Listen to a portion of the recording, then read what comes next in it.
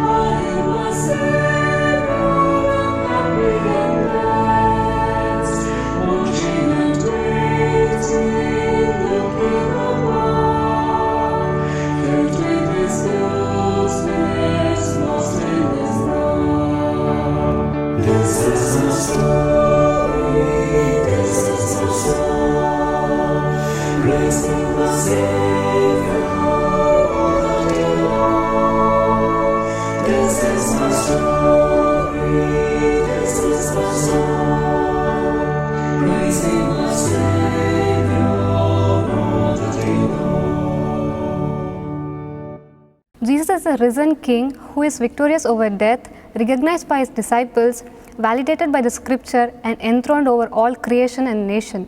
That truth changes faith, theology, and life. The resurrection also changes the practical living. The resurrection isn't just a doctrine to believe, but the truth that should change our behavior. Luke 24 addresses this as well. If you aren't awe of the resurrection of Jesus as a fairy tale, it is a historical event. The resurrection is scientifically impossible but historically true. The resurrection is a historical event that is history-making, earth-shaking, life-transforming, and eternity-changing truth.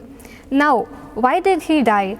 There are 10 statements we are told why he has died from the chapter Isaiah 53.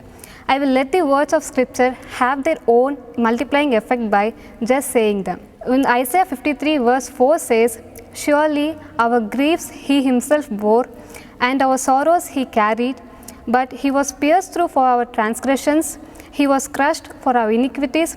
And verse 6 says, "The Lord has laid on him all the iniquity." Verse 8 says, "Stricken for the transgression of my people." And verse 12 says, "He bore the sin of many." If you are ever asked what is the essence of Christianity, what's at the heart and center of it all, here is the answer. Let's see the words in Luke 6. "All humans have gone astray, all of us have turned our own way. This is called sin, turning from God and making ourselves our own master and our own treasure."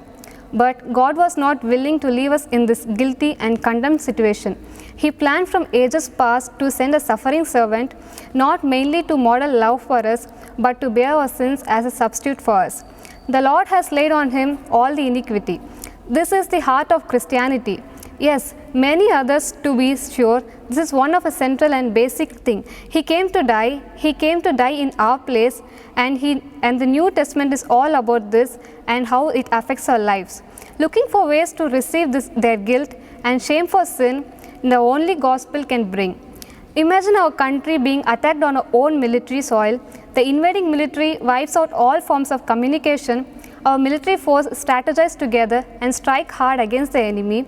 After a long, difficult battle, our military wins the war. Communication has not yet been re-established. You are assigned to an elite team of messengers to send the news. You are no longer slaves and you are not captives of enemy. Do you go embarrassed and muttering about your victory and freedom? No, you proclaim it. It's what Jesus told to his disciples. That is our joyous task, to proclaim God's offering of repentance and forgiveness through Jesus Christ. It is wonderful to see the suffering son coming home to Father. What a reunion that must have been when Creator embraced Creator and said, "Well done, my son, welcome home." What a wonderful thing to see the bloody Passover lamb of Good Friday crowned with glory and honor and handed the scepter of the universe. But it is also wonderful to hear and Jesus say, "I want others to be with me, Father. I want others to share my glory. I want my gladness in your glory to overflow like a fountain and mountain spring and become the gladness of others. I want my joy in you to be in them and their joy to be full." On Easter Sunday morning, Jesus blew the lock of prison of death and gloom and returned to the gladness of God. With that, he put the sanction on the pursuit of happiness, and he opened the way for sinners to find never-ending satisfaction at the fountain of the glory of his grace.